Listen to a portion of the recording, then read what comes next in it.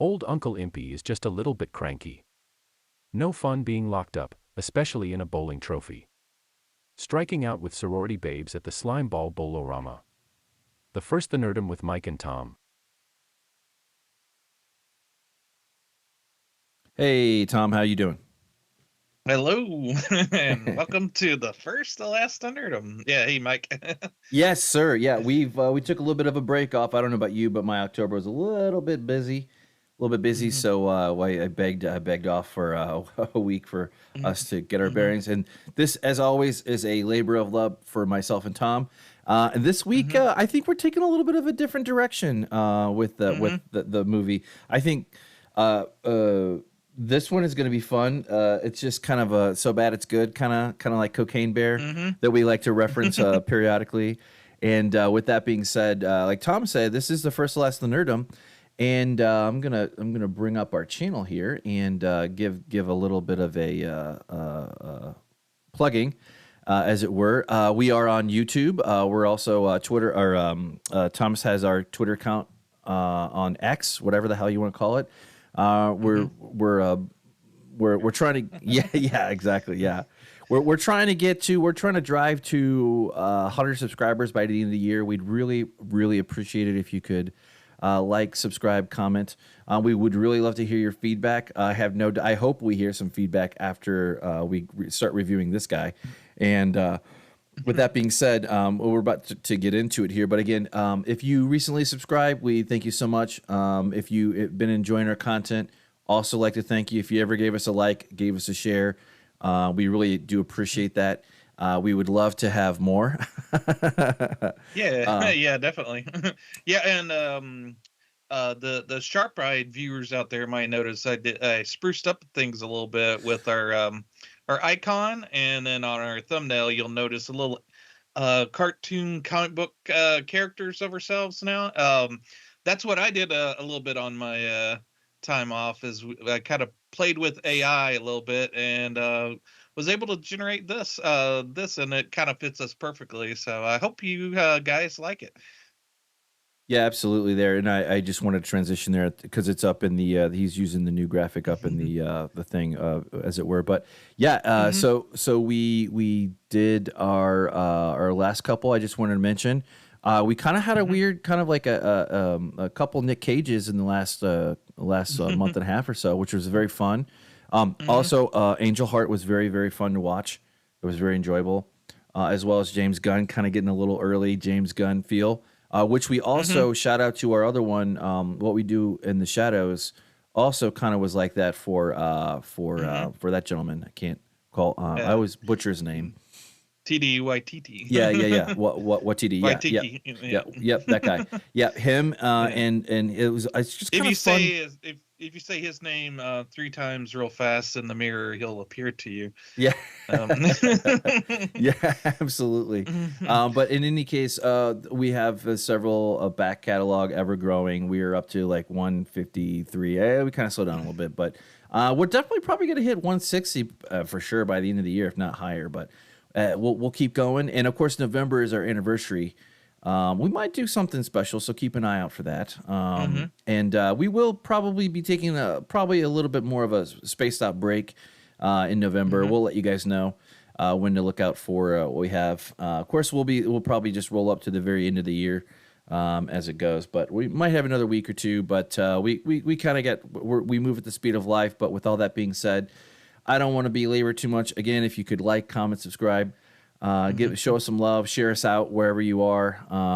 We really do appreciate that, and we love to get those subscription numbers up. Of course, we're still going to be here no matter what. And with that being said, I think we can jump in. So it's kind of a little bit of a very unique roll through the 80s here, as it were. So set us up here. What's going on here? And why did you pick this one? Why did you torture me? No, I'm just kidding. You didn't really torture me. This one was a fun watch. And just to kind of do a clear cut here, right off the top, this one is not for kids at all. You probably want you probably want them to be well into their teenage years before you even if not 18. But parent sensibilities out here. We try to be a family friendly show, as far as our language goes. But sometimes we'll pop off a little bit. But we try to give fair warning. But for the most part, this one was kind of stuck in the back somewhere, and is this correct in saying this became a cult something or other, or developed its own nerdom, or while you introduce us, walk us into the mix here? Yeah, it is a cult classic, maybe even mostly for its title, Sorority Babes in the Slime Bowl, Bowl-O-Rama. But yeah, it's one of those things that I do have a little bit of history with. And it was made during the 80s, at the height of the Scream Queens. In fact, it has 3 legendary Scream Queens in it, and we'll get into that a little bit later. But yeah, when I was first introduced to it, and I will challenge Mike a little bit in whether or not it's a kids movie, because there may be a little bit of debate. All right. Solely because I'm not gonna say kids movie, but I will definitely say, and why I'm saying that is because it definitely has nudity, and the violence is on core. For the violence is not something that's like really gratuitous, really, but teenagers for sure. This is a teenage flick. This is a flick that you would have saw. You would have probably, if we're talking the 88, 89, 90, 91, and you were around 15 or 16 around that time, and you were that age, you were probably going to be you're probably going to be sneaking out to watch this, kind of sort of thing. So I get that vibe, but challenge accepted. Okay. Anyway, sorry. Well, I'll get a little bit more into it, but yeah, it was one of those direct video movies. It was released.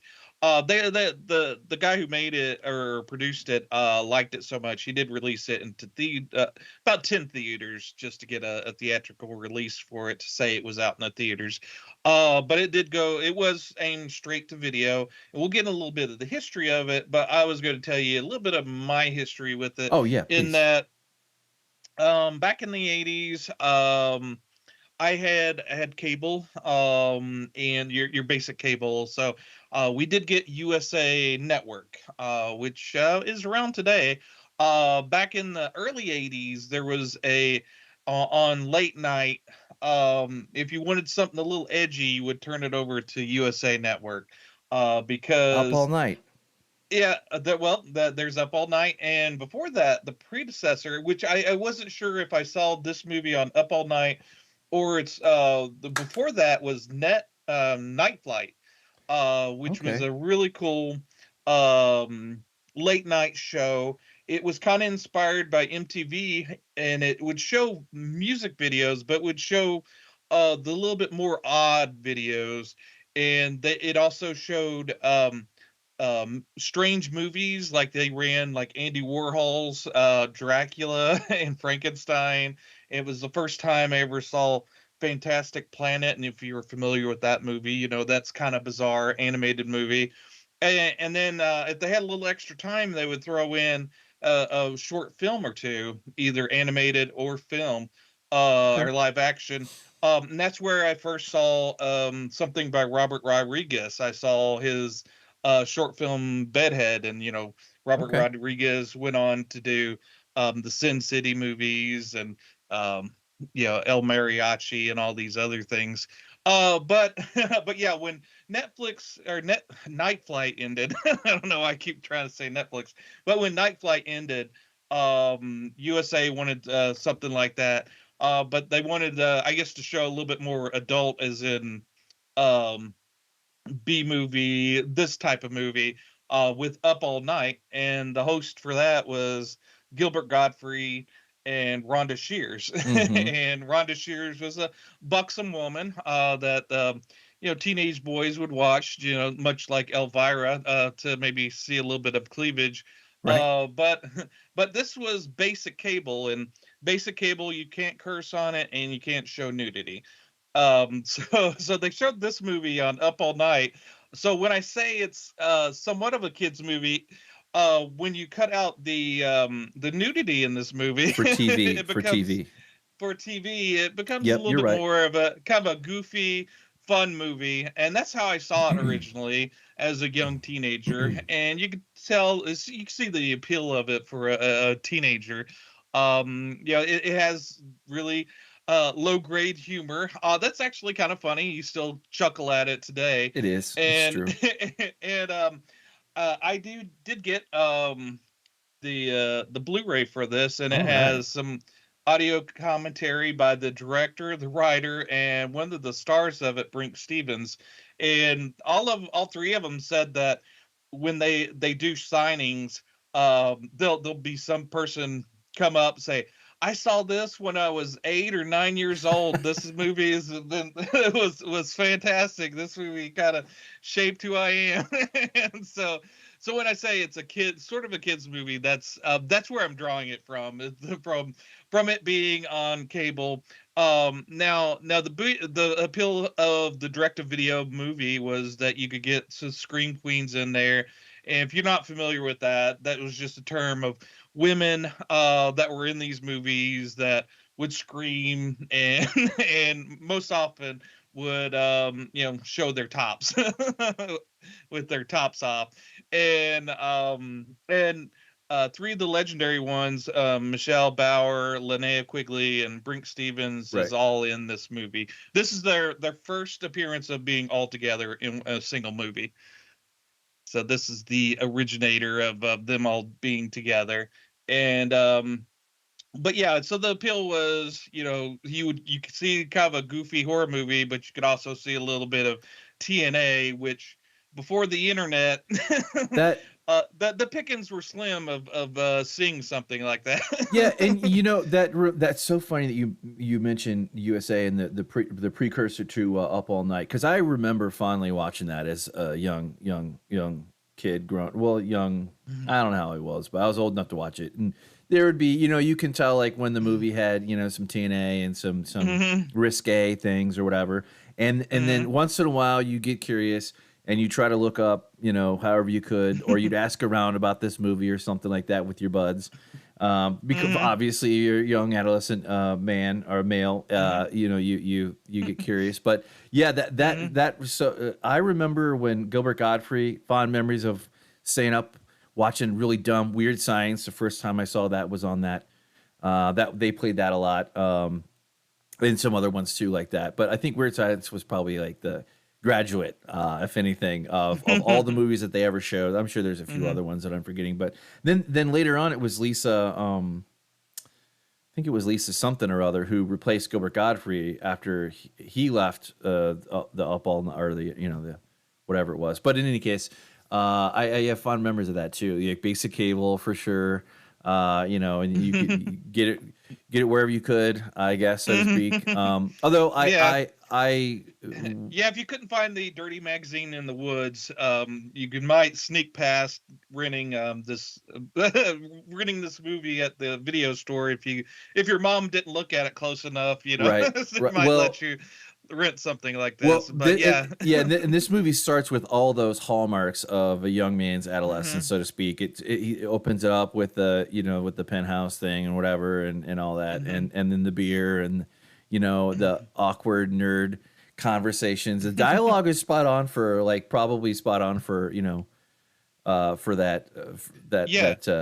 thing. Yeah, this won't ever be mistaken for an old Christopher Nolan movie, but it does have a charm in and of itself, and the humor, even though it's juvenile, it does land, and I think part of that is all the actors are pretty decent. There's not really a bad actor in this. No. I mean, now there's no great actor, but there's no real tone deaf actor in this. Yeah, no, the dialogue is exactly what you expect. As you heard on our intro, that was one, and then of course, it reminded me when I was in middle school. I remember the Leprechaun series was all the rage. It was a little known one. I'll pull it up here in a minute, but that it reminded me a lot of that with the Imp. And I remember that being like, watching several of those kind of like silly, crazy, you know, creature feature kind of sort of thing with the young people in some kind of a trap or precarious situation, you know, horror movie type setup. And then, you know, just the over the top, you know, violence or the over the top whatever, you know. Yeah. But yeah, no, I enjoy this. It took me back to like those days for sure. Watching it, so it was like I said, they it's gained the reputation is so bad it's good. Cult classic, obviously. Which we kind of tend to. It's definitely in our wheelhouse to do that. But yeah, my notes, it said that it was, and you can tell, but it was shot pretty well, I think, for what it is. It says it was shot for $90,000, and was released in January of '88. So Yeah, and I'm not quite sure how much money it made. Yeah, I probably hard. Well, with it being in video stores and rentals, it's probably made quite a bit. Yeah, well, I mean, you know, for what it was. But yeah, like, yeah, the director said that 5,000 of that budget was paying for the hotel rooms that they stayed at. They shot basically the storyline is we kind of got ahead of ourselves. Is there's a sorority ritual at the Delta Delta Delta, and they're hazing in 2 new recruits and 3 nerd guys. You know, nerd, quote unquote. There's a heavy set guy, Right. and a couple of buff dudes that are nerds because they have glasses, and they decide to kind of spy on these women. They get caught, and as a punishment for the recruits and the 3 guys that got caught, they have to go into a bowling alley and steal a trophy to prove that they broke into the bowling alley at night. And then in the process, they unleash an imp that's trapped in one of the trophies, and all heck breaks loose, so to speak. And but yeah, the storyline, when you're kind of going over the history of it, the guy that owns Empire Studios, Charles Band, who also has Full Moon. He's done like Puppet Master and a few other known movies. But yeah, he came to the director after he made Creepazoids and said, "I need you to make a movie starting yesterday. I need this. We start shooting in 10 days. I've got it sold. I sold the name and the poster. It's going to be called The Imp, so you have to have an imp in it, and then to write it, and then we're going to shoot it in 10 days for 12 days. So the director went to his roommate, Sergei, and said, "Hey, can you write me a script about an imp?" And he goes, "Yeah." So they figured with the poster and the imp, they said that they could go kind of historical period piece horror, or they could make a comedy, and they both wanted to make a more of a comedy horror movie, and that's where they went, and I think that was probably the best angle for them. So this kind of shows you how fast and how a movie can be made even before a script is even considered. So they had to write it in a few days and shoot it in a few days, and the fact that they were able to make something that was that made sense, let alone become a cult classic, is kind of, you know, it's impressive. No, it is. It is. It works. They did a good job for what it is. And yeah, I'll go back to what you were saying about the acting. That they're all buff dudes, and apparently all you just needed were some kind of big old glasses that that weren't. It was probably cliche at that point to use the standard nerd kind of Revenge of the Nerds type, glasses, but they still they still did it anyway. But they did, yeah. Puppet Master, I remember that one. That one. Mm-hmm. That in Leprechaun was another one. I think that's the one I was thinking of, which was we just watched a million of those. This is a favorite thing: is go to everybody's house and like watch a movie that you weren't supposed to watch. Yeah, and one of the they said that they had kind of a hard time casting Cal. Cal is the kind of the nerd that gets drunk off of one beer, and it kind of develops into one of the main characters. Actually, oddly enough, he's probably the final girl, if that spoils too much a little bit. Because Linnea Quigley's character Spider kind of becomes the strong male part of the role, traditionally the male, but Cal's sort of like the kind of screaming, the kind of the weak woman kind of character that was prominent during the 80s. But Cal, Right. they were having trouble casting him, and they went to a casting agent friend, and they found him. His name's Andras Jones, and he was actually 18 when they made it. So he was the youngest of the the cast, and he's seeing all these women on set. They're in their 20s on into the late 20s, and he was trying to hit on all of the women, and they said that Brinke Stevens said, oh, we kind of considered him as the little brother, the little kid. Yeah. So Sorry, they kid. all kind of they all kind of brushed him off. But, I remember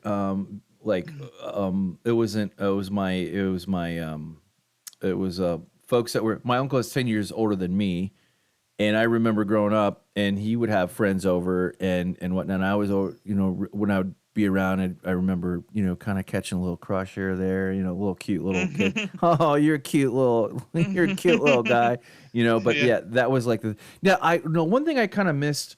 I didn't catch it. Spider, the character Spider, kind of has a little bit of a soft spot for Calvin. For him, like what I didn't catch their relationship. The only thing I kind of caught was like very little, but how did that pan out? That was one part I didn't quite solidify on. Yeah, well, the writer say he was kind of reversing the roles in that Spider, Linnea Quigley, the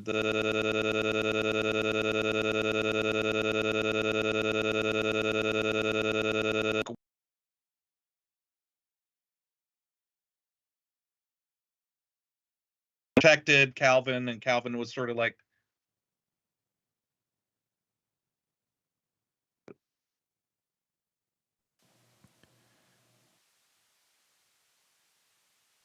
Can you hear me? Yeah, I can hear you. Okay. Yeah, no, your audio cut out for just a little bit, but you were talking about setting it up, how they were, kind of reversed the roles, and then it cut out from there. Sorry, go ahead. Okay, yeah. So she was sort of like the male, protective male character from the 80s, and Calvin was more of the kind of the female character in that. So it was kind of reversing the roles. She kind of had to protect him, and he was more of the, what can we, what should we do? And and she's the more assertive. So they were playing, it's not odd today, but back in those days, that was kind of a surprising twist in a movie. And the fact that they kind of played with that kind of makes you realize they were kind of thinking out of the box and was trying to do something a little bit different. Right. That makes sense. Yeah, not reinventing the wheel. And the director David DeCoteau, he's an interesting guy. They have an interview, and also he does commentary on the Blu-ray. He's kind of he's an interesting guy. But yeah, he said that he wasn't like he didn't go to film school. He kind of worked on set. He said he was a production assistant, I believe, on Escape from New York. So he'd been on sets. Okay. He knew how things were done. But like his cinematographer for this movie kept trying to kind of set up kind of interesting shots, and he said back then he was like, you're wasting time. We just shoot it, but, right. But there's a couple of shots in there that he points out during the commentary, like when the head of the sorority is kind of running, trying to get out of the mall, and her running through the mall was kind of lit kind of real nicely. And but yeah, it's and also they found the bowling alley in San Diego, so they had to drive out there, and that was why they had to get a hotel, since all of them were from LA. And they found that, and I believe the mall as well in San Diego. But obviously with movie magic they put them together, but the actual bowling alley and mall were in two separate locations. And it was kind of interesting because that mall kind of opens things up and provides for some, like I said, some interesting shots, and kind of makes kind of, it kind of fills in where it would have been kind of more claustrophobic if they stayed completely in that bowling alley. Yeah, one thing I want to comment on was the lighting. They did the lighting very, very well for this, surprisingly. It sets the mood when whether they're in the locker room and these are not great or easy places to shoot at, especially when it's like on location and it's like at a real mall or real bowling alley. Lighting can be very difficult, but somehow they pulled it off. It's never too dark. It's got the right ambiance. It just adds to the whole thing, Yeah, like that shot right there. Yep, like wanted to really, yep. I mean, they definitely, whoever was doing the lighting and the camera shots knew what they were doing. Now tell me, Cal. He reminded me all through the movie of a young Walter White Jr. from Breaking Bad. I could see that. His son. I could see that. Reminded me. And I couldn't get out of my head the heavyset guy. I can't remember his name in the movie. I kept thinking of him as a young Ethan Ralph. I don't know about you, but I would not be so insulting to that gentleman. I'm just joking. But yeah, I could see I could see that. As far as Ethan Ralph, you know. Right. Don't go looking him up if you don't know. Yeah, don't. But yeah, so yeah, it's kind of a fun movie. And another thing, they did put some thought into it, but I don't know if it all paid out, because there's a reasoning behind why the one sorority sister gets transformed by the imp into the Bride of Frankenstein, and the other one kind of becomes a zombie face kind of character. Right. If you notice, if you rewatch the movie, which I'm sure you're going to watch over and over again, but early in the movie, they kind of set it up in that the Bride of Frankenstein sorority girl was obsessed with her hair, whereas the other one was obsessed with her facial imperfections. Oh, right on. And so that's why. And then also they ask him why Bride of Frankenstein, and he goes, I just like Bride of Frankenstein. Why not? So there's not a whole lot of reasoning behind that, but it works, Yeah, no, they had they played fast and loose. They played a light touch. I was going to say fast and loose. They played a light touch on like the origins of there's a little bit of a background story on how to defeat the imp or whatever, and of course the janitor character who is like Spider's dad or uncle or something. I can't remember, but some kind of familiarity there where he was hard of hearing, and that played into the humor as well. Exactly. That's what I was. Yeah, exactly. You nailed it right on the head. Yep. No, that was perfectly done. And yeah, this was just silly. It was just like a silly, like I said, like Cocaine Bear. Like that was a really silly movie that me and some family watched at the beginning of the year. It sometimes those are just fun to just kick back.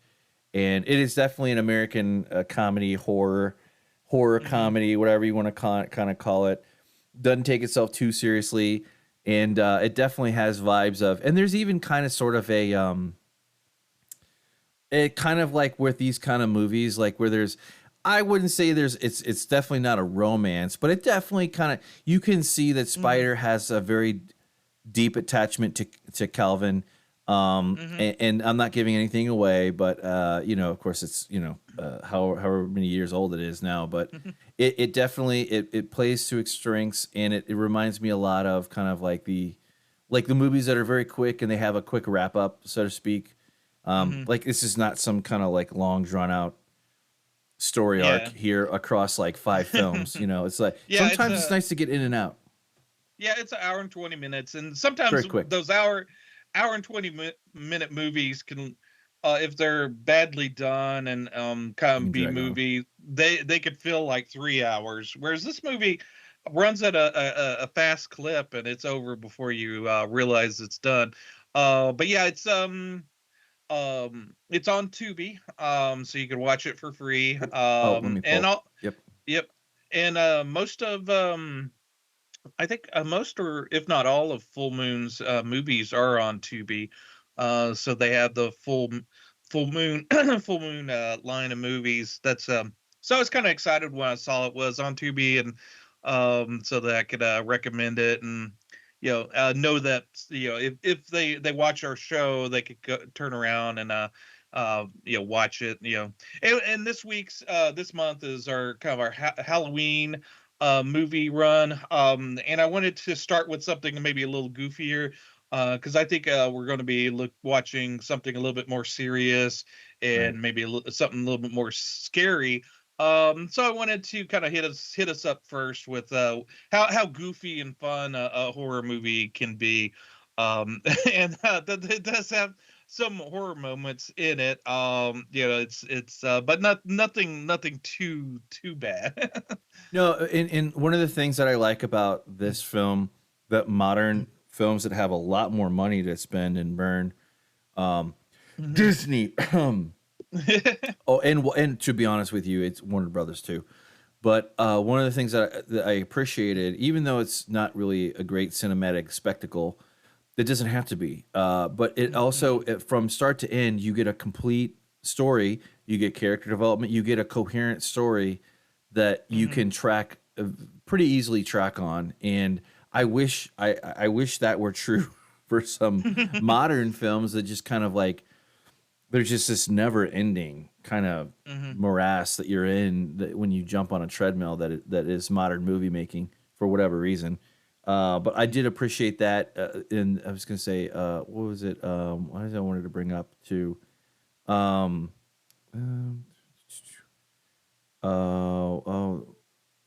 Okay. So like, this is what I had to note. Little bit of a Simpsons tie-in, not really, but the Monkey's Paw. It's the story is loosely based on a Monkey's Paw, the short story, the classic short story, which it kind of plays out like that a little bit. It's like where, and you can tell like the people that don't want to, because apparently you get a wish. And this is definitely the old proverb: "Be careful what you wish for." Definitely, because it comes with it definitely comes with not as elegant as Angel Heart, obviously, kind of sort of thing, as far as wishes go, or something granting you something. There's a cost involved for sure. This was a quick dash into that, and it did it very well. I saw that there was a second one made. Did you ever see the sequel to it? No, I did notice that when we were kind of prepping for the movie or for this movie. But yeah, it came out last year. So it's a brand new movie. Right. It's directed by Brinke Stevens, who was one of the stars of this movie. Right. So yeah, I kind of looked at it a little bit, and I think Michelle Bauer and Linnea Quigley is in it as well. So, but yeah, it got reviewed worse than this movie, so I can only imagine. And yeah, just to kind of since we're talking about this the sequel and what they're doing now, like Brinke Stevens said she's made over 150 movies, so she's had wow. maybe they're all B movies and stuff like that, and she worked on those I think Playboy had a channel at one point, and she did some of the shows on that. So, Right. so it's a very free spirit there. But yeah, Linnea and Michelle Bauer, they've all had kind of a long film history. Some of the other actors in it, Andreas Jones, who played Calvin, from the commentary, one of them said that he's actually a radio DJ now. So that's what he's doing. And unfortunately, Robin Stiles, who played Babs, the head sorority girl, she committed suicide during the 90s. Who was it? So, Sorry. Robin Stiles or Stille. Okay, that's sad. She played Babs. Yeah. Yep. And kind of interesting, Carla Barron, who played Frankie, the Bride of Frankenstein girl. She became a police psychic, and she had a had a show on I forget what channel, called Haunting Evidence, which is kind of a reality show about her being a police psychic. So so that's kind of interesting. That's funny. Brink Stevens kind of made a quip during the commentary saying, "Well, she never showed any signs of being clairvoyant on the movie." But, Damn. Right. but yeah, I thought those are kind of interesting. And then Taffy. like I said, the director, he's directed hundreds of movies as well. He did, I think, 60 with Charles Band, if I remember correctly. So yeah, Yep. they've all had some history. You know, they've all found their successes. Right. That photo of him, his IMDb photo, that thing's ancient. That's from Hillary Clinton campaign days. I remember. Yeah. Anyway, but that's taken a while ago. Obviously, whatever. But he did Right. Puppet Master. I definitely watched Puppet Master growing up. But yeah, he's in the video I saw, he put on a few more pounds. I think it was done in 2016. The commentary and all of that on the Blu-ray. So it's almost up to date. But yeah, the fun thing about the Blu-ray is they were only able to do the Blu-ray just recently because the film print, the 35 millimeter print, they couldn't find it. And Charles Band kind of remembered some of the lots he had and went out there and found the 35 millimeter along with a bunch of others. Nice. And so they were able to make a HD copy of this for the Blu-ray. So if you do pick up the Blu-ray, and I assume on Tubi that prints the that new print as well. But if you have like an old DVD that's on the old the old master that wasn't off of the 35 millimeter. Yeah, I was able to find a good 1080p rip of it, and I watched it that way. Okay, cool. But it was good quality. Good quality. It was actually better than one of the other ones that I found. That kind of not hard to screw that up. But obviously, it's popular enough to make it to Tubi, and we've absolutely. There's two websites that we circle around. That's Tubi. Excuse me, and Just Watch as well. Yeah, and I will say, if you guys haven't watched the movie, obviously we've been kind of dancing around and not spoil it. Try not to spoil too much to it, because try not to. The fun and this kind of is takes one the of fun those out movies. of it if we did. Yeah, but there is some politically incorrect moments, stuff that you couldn't get away with now. Right. Like I said, the language and slang and whatnot. Yeah, and the nudity and the fact that these young boys were spying on these women is not something that would really fly these days. Breaking and entering as well. Breaking, yes, exactly. Twice. And they kind of laugh it off, and oh, boys will be boys.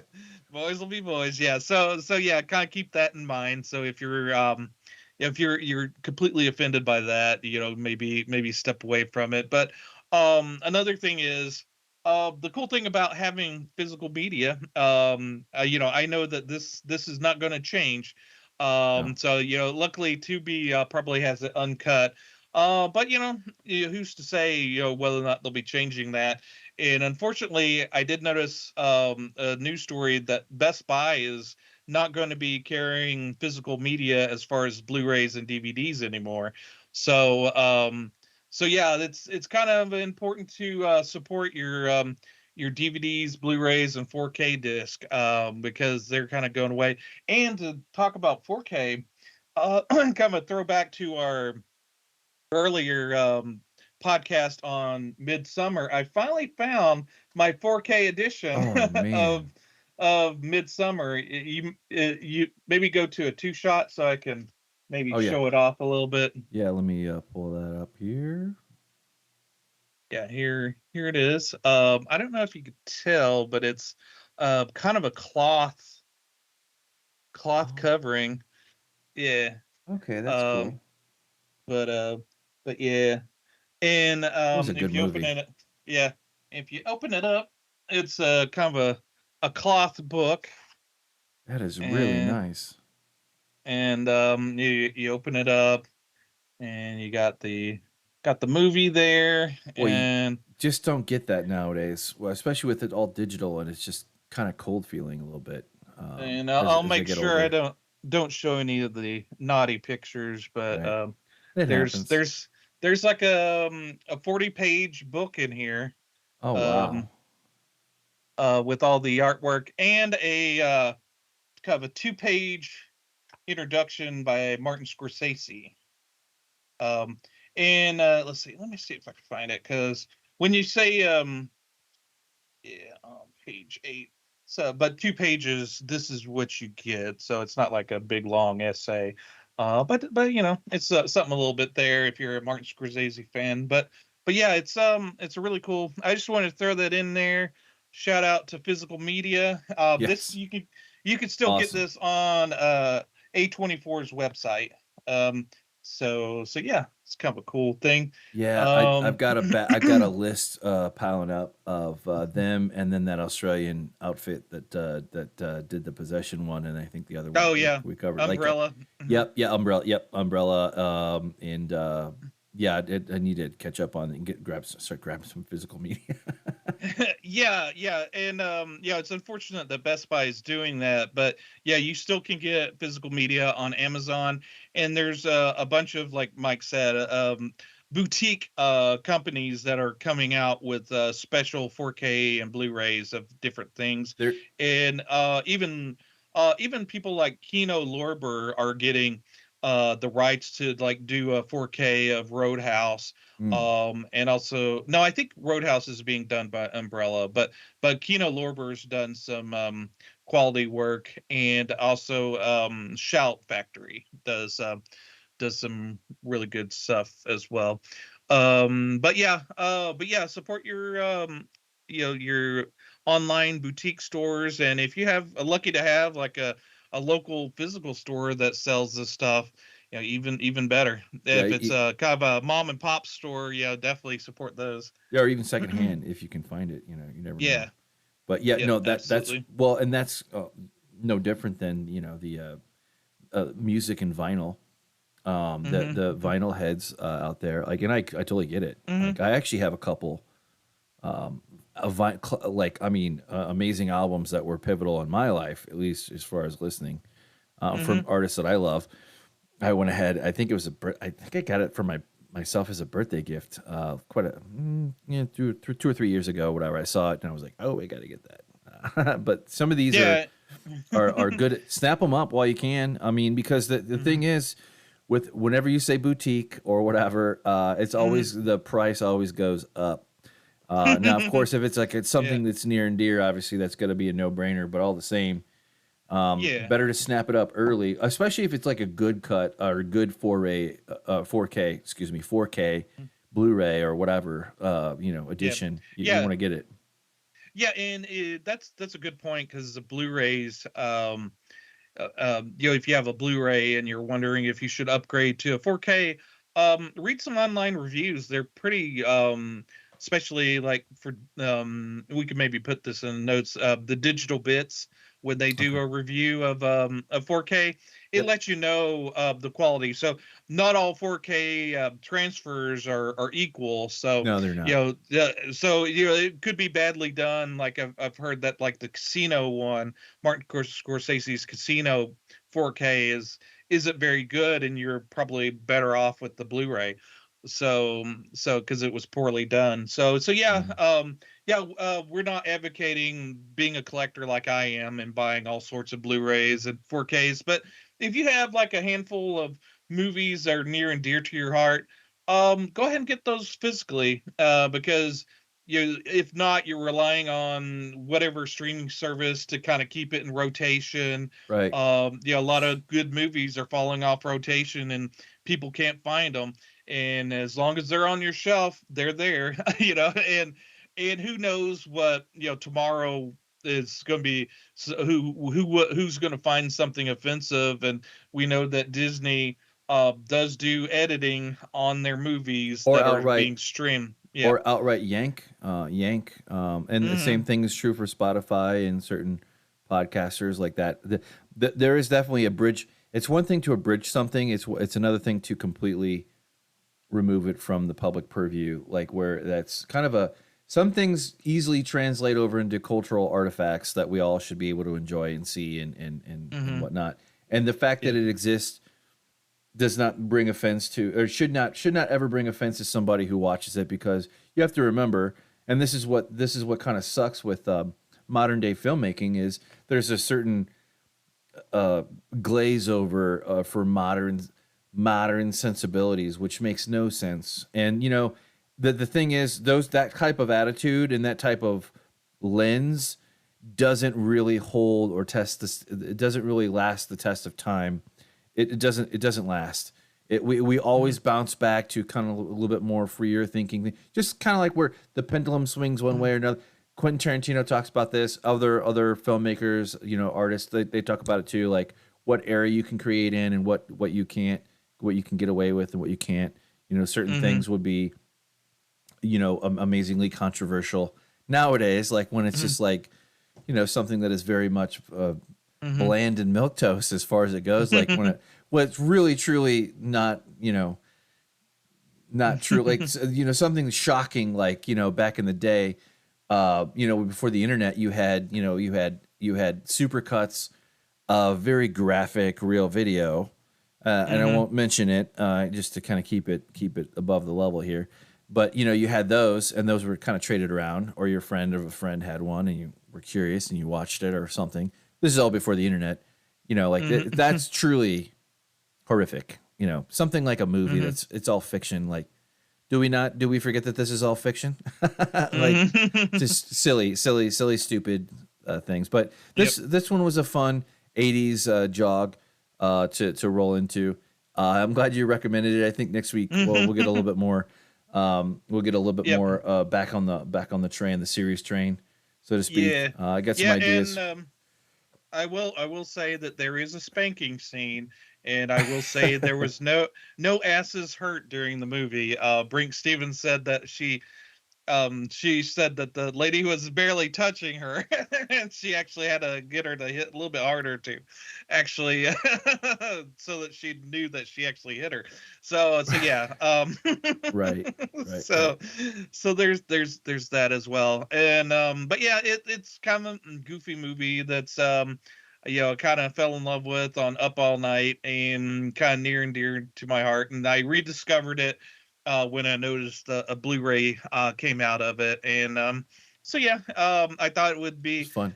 Since I have this platform, why not shout it out? And I'm kind of curious to see how it does. I mean, I heard that the people in the commentary, this is the movie that they mention when they meet them. So this is kind of the movie that kind of sticks in their mind. So, and we usually do good with 80s movies. So I'm just kind of curious to see how this does. If it does poorly, hey, whatever.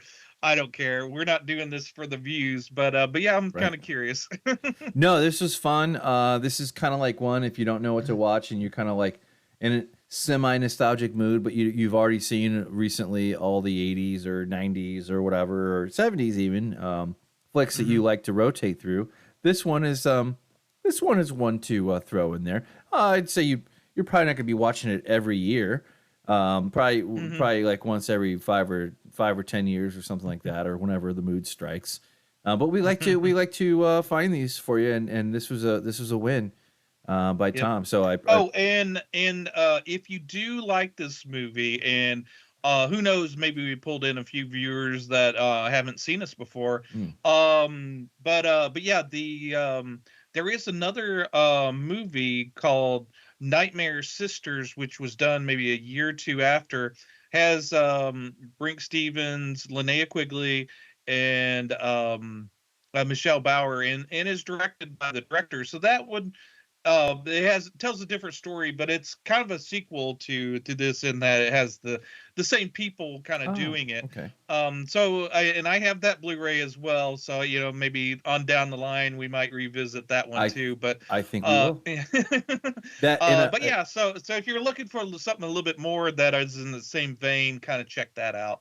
Well, we definitely we'll definitely look at putting the Leprechaun and Puppet Master and why not throw that on there too, because there's just certain ones that just hold their value, or at least in your memory they do anyway.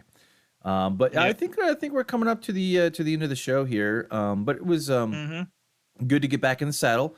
This was a good one to dive into for a recommendation.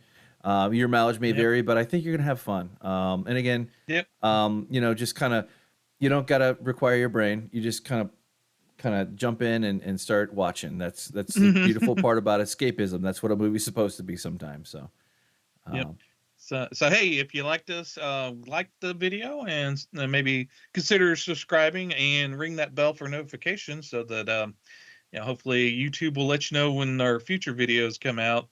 And let us know what you like, if you like our new look as far as our little icons. And if you have any suggestions for our channel, we always like to hear from you in the comments. If you had some history with this movie, let us know what it is. And if you have a suggestion for your favorite B movie that you would like us to talk about, let us know. absolutely, yeah, and I love it. And we will adjourn for this week, and we'll be back next week. And go ahead. I will. One last thing.